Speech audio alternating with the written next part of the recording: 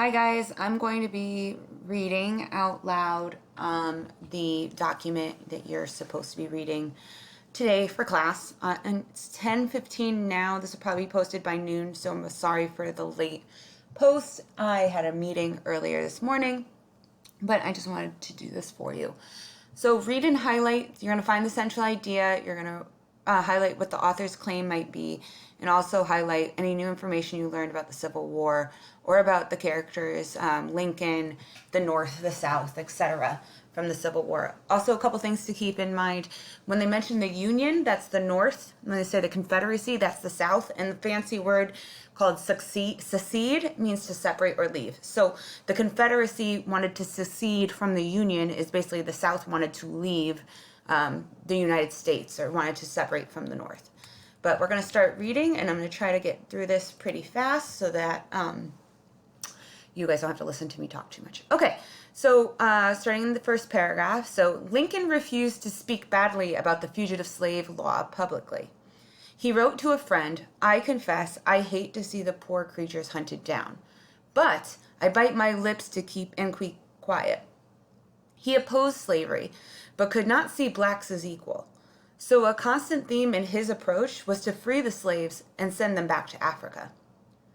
In his 1858 campaign in Illinois for Senate against Stephen Douglas, Lincoln spoke differently depending on the views of his listeners.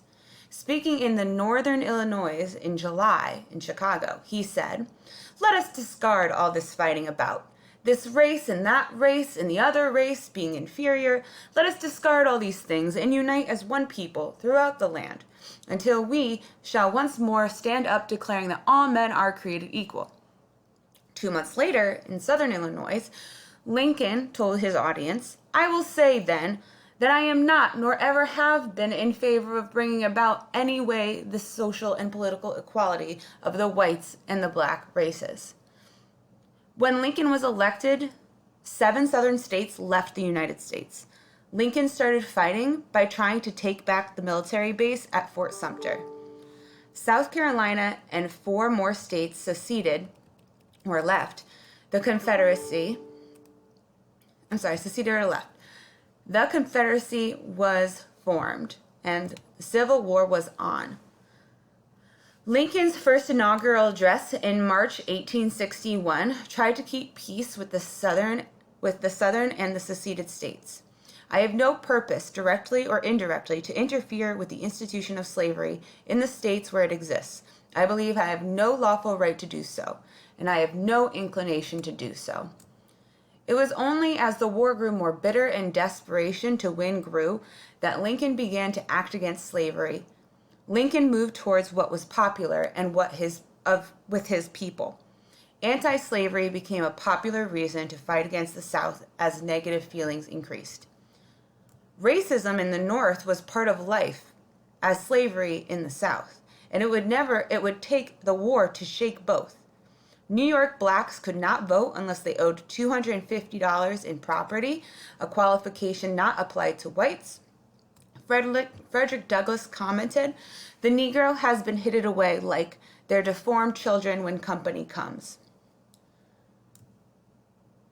In July, Congress passed the Confiscation Act, which allowed the freeing of slaves if they fought for the Union or the North. But this was not enforced by the Union generals. And Lincoln ignored the rule breaking. Garrison calls Lincoln's policy stumbling, halting, provocateering, irresolute, weak, and bestowed. So stumbling and halting, not so good. Next paragraph. When the Emancipation Proclamation was issued January 1st, 1863, it declared slaves free in those areas still fighting against the Union, which it listed very carefully, and said nothing about the slaves behind the Union lines, fighting with the Union. Limited as it was, the Emancipation Proclamation spurred anti-slavery forces. By the summer of 1864, 400,000 signatures asking legislation or laws to end slavery had been gathered and sent to Congress, something unprecedented in history of the country. That April, the Senate had adopted the 13th Amendment declaring an end to slavery, and in January 1865, the House of Representatives followed.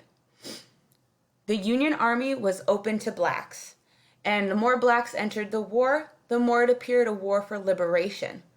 The more whites had to sacrifice, the more anger there was, particularly among poor whites in the North, who were drafted by law that allowed the rich to buy their way out of the draft for $300. And so the draft riots of 1863 took place, uprisings of angry whites in northern cities. Their targets, not the rich far away, but the blacks near at hand. The Civil War was one of the bloodiest in human history up to that time. 600,000 dead on both sides. In a population of 30 million, the equivalent in the United States of 1978, with a population of 250 million, of 5 million dead.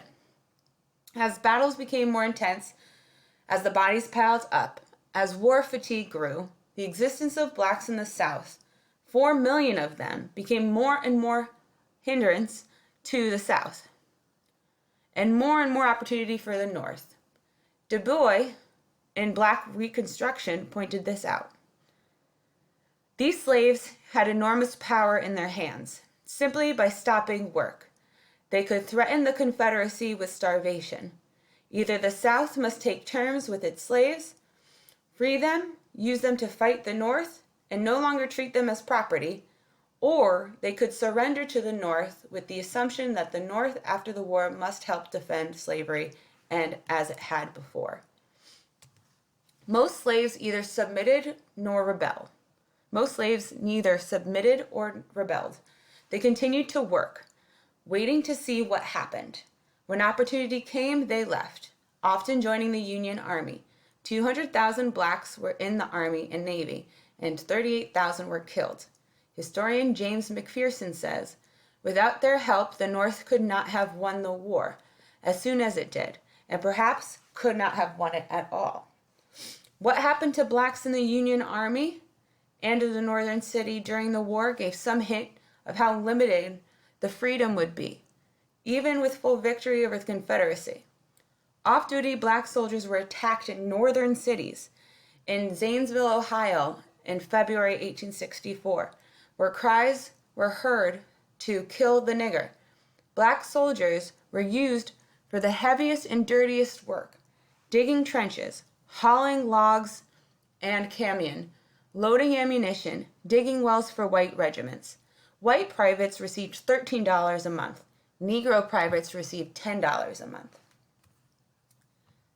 Many Negroes understood that their status after the war, whatever their situation legally, would depend on whether they owned land they worked on or were forced to be semi-slaves for others.